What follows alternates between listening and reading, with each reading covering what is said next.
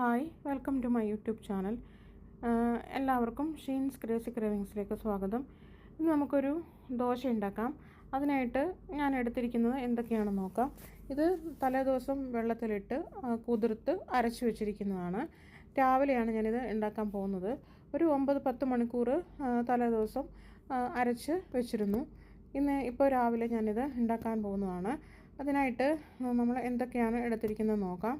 ഞാനിത് 1 ഗ്ലാസ് പച്ചരിയും 1/2 ഗ്ലാസ് ഉഴുന്നും ചേർത്താണ് അരച്ച് വെച്ചിരിക്കുന്നത്. അതുപോലെ തന്നെ 2 സ്പൂൺ ചോറും ചേർത്തിട്ടാണ് അരച്ച് വെച്ചിരിക്കുന്നത്. ഞാൻ എടുത്തിരിക്കുന്ന ഈ അളവ് ഗ്ലാസ്സാണ് എടുത്തിരിക്കുന്നത്. ഇത് അളവിന് തന്നെ ഈ 1 ഗ്ലാസ് പച്ചരിയും ഇതേ അളവ് ഗ്ലാസ്സിന് തന്നെ 1/2 ഗ്ലാസ് ഉഴുന്നും ചേർത്താണ് അരച്ചിട്ടുള്ളത്. ഇത് നമുക്ക് ഇഡലിക്കോ ദോശയ്ക്കോ എല്ലാം നമുക്ക് ഉപയോഗിക്കാം.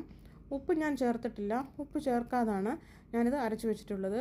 അതുപോലെ തന്നെ നമ്മളിത് അരയ്ക്കുമ്പോൾ 2 ടേബിൾ സ്പൂൺ ചോറും കൂടെ നമ്മൾ ചേർത്തിട്ടാണ് അരച്ച് എടുത്തിട്ടുള്ളത്.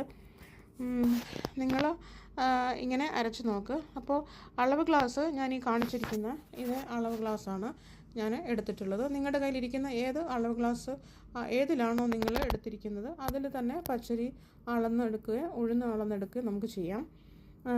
അപ്പോൾ 2 സ്പൂണ് ചോറും കൂടെ ചേർത്തിട്ടാണ് അരച്ചേക്കുന്നത്.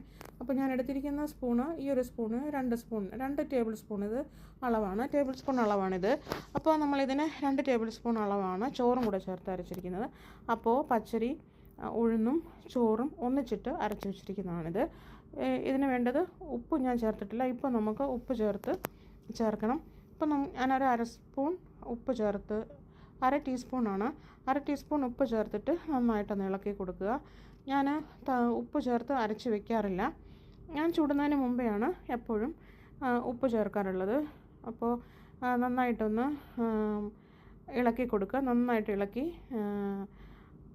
മാവ് നന്നായിട്ട് ഇളക്കി എടുക്കുക. അപ്പോൾ അതിന് വേണ്ടിയിട്ട് കുറച്ച് നെയ്യും കൂടെ നമ്മൾ എടുത്ത് വെച്ചിട്ടുണ്ട്. ഞാൻ നെയ്യ് ചേർത്താണ് ഉണ്ടാക്കുന്നത്. ഇപ്പം നമുക്ക് നന്നായിട്ട് ഇത് നല്ല രീതിയിലായി വന്നിട്ടുണ്ട്. നമുക്കിത് ചൂടാൻ തുടങ്ങാം. ഇതിൽ തന്നെ നമുക്ക് മസാല ദോശയും ചുട്ടെടുക്കാം. അപ്പോൾ നമുക്ക് ഫ്രൈങ് പാൻ ദോശക്കല്ല് നമുക്ക് വയ്ക്കാം. അപ്പോൾ ഫ്രൈങ് പാൻ ഞാൻ വെച്ചിട്ടുണ്ട്. അപ്പോൾ നന്നായിട്ട് ചൂടാകട്ടെ. ചൂട് മെയിൻറ്റെയിൻ ചെയ്യാൻ വേണ്ടിയിട്ടാണ് നമ്മളൊന്ന് വെള്ളം ഒഴിച്ച് കൊടുക്കുന്നത്. അപ്പോൾ വെള്ളം തിളച്ച ശേഷം നമുക്ക് വെള്ളമെല്ലാം ഒന്ന് തുടച്ച് കഴിഞ്ഞ ശേഷം നമുക്ക് ദോശ ചുടാൻ തുടങ്ങാം. ചെറിയ തെറ്റുകുറ്റങ്ങളൊക്കെ സംസാരത്തിൽ വരും, ക്ഷമിക്കുക. അപ്പോൾ ദോശ ചുടുവാണ്. അപ്പോൾ അത് നമുക്ക് ഇതിൻ്റെ വെന്ത് വരുമ്പോഴേക്കും അതിൻ്റെ പുറത്തേക്ക് കുറച്ച് നെയ്യ് ഒഴിച്ച് കൊടുക്കാം.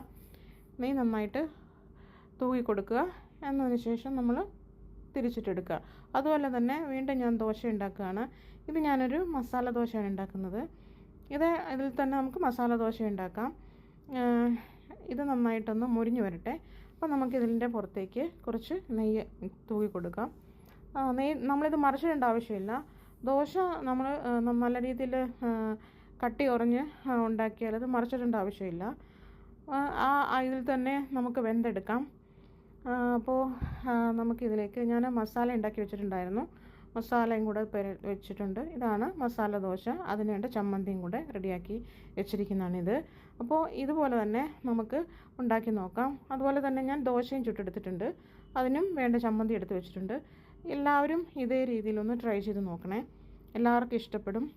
ഇത് പച്ചമുളക് ചേർത്തരച്ച ചമ്മന്തിയാണ്, തേങ്ങയും കൂടെ. നിങ്ങളിത് ട്രൈ ചെയ്ത് നോക്കണേ. അപ്പോൾ എൻ്റെ ഈ വീഡിയോ ഇഷ്ടമായെന്ന് വിശ്വസിക്കുന്നു. എല്ലാവരും ഇതൊന്ന് ട്രൈ ചെയ്ത് നോക്കിയിട്ട് കമൻ്റ് അറിയിക്കണേ. അപ്പോൾ എല്ലാവരും എൻ്റെ വീഡിയോ കണ്ട് ഇഷ്ടപ്പെട്ട് കമൻ്റ് അറിയിക്കുക, ഷെയർ ചെയ്യുക, സബ്സ്ക്രൈബ് ചെയ്യുക. അപ്പോൾ അടുത്ത വീഡിയോയിൽ കാണുന്നതും വരേക്കും എല്ലാവർക്കും ബായ്.